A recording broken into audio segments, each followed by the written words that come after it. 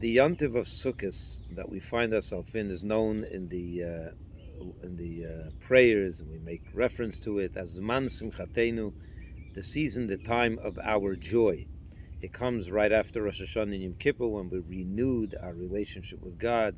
We got atonement, we were forgiven for everything, and we renewed, we strengthened everything in our relationship with God. And therefore, it's a time to celebrate this renewed relationship. But I want to share with you something our sages tell us about the entire 2 months of Elul and Tishrei, the holidays that we celebrate all these high holidays, the months that we celebrate all these high holidays. It starts with Elul, a 30-day period, when our sages tell us God comes out to us into the field, so to say, where we are, and they compare this whole entire season as a marriage. It's a marriage that's going on between God and the Jewish people. How does a marriage work? First, you go out, you date, you meet, there's courtship, and that's what the month of Elul is. God is dating, so to say, the Jewish people. He's taking an interest in us, hopes that we will take an interest in Him. And then on Rosh Hashanah, He asks us the famous question, "Will you marry me?" And we say, yes, Hashem Melech, God is the king. We crown him and we make him our husband, our king. And we decide to get engaged. Yes, we say yes. Then comes Yom Kippur when we actually get married. And that's when the chuppah happens. And we would dress in white, just like the bride and the groom at the chuppah. They dress in white, as is known, as customary. And then at the end of Yom Kippur, we have Ne'ilah, when God, so to say, closes the doors. That's the time of Ne'ilat Sha'ar, the closing of the gates.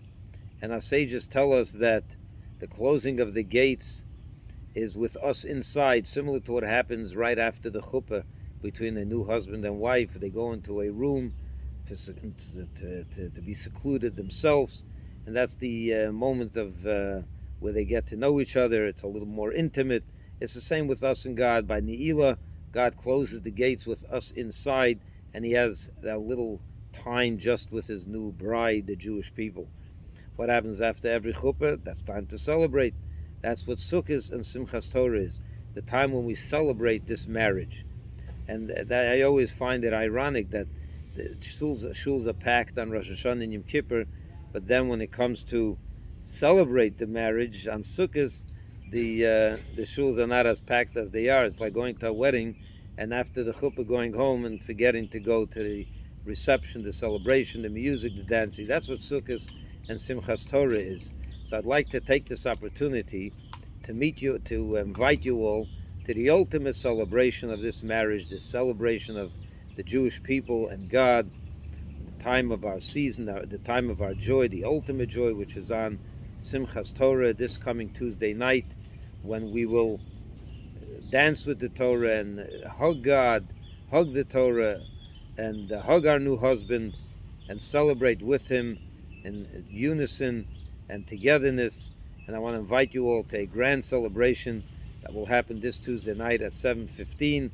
Make sure to be there. Oh, 7:30, that is. Make sure to be there, men, women, and children. There'll be gifts for kids and all kinds of a big dinner for everyone and candy apples for the children.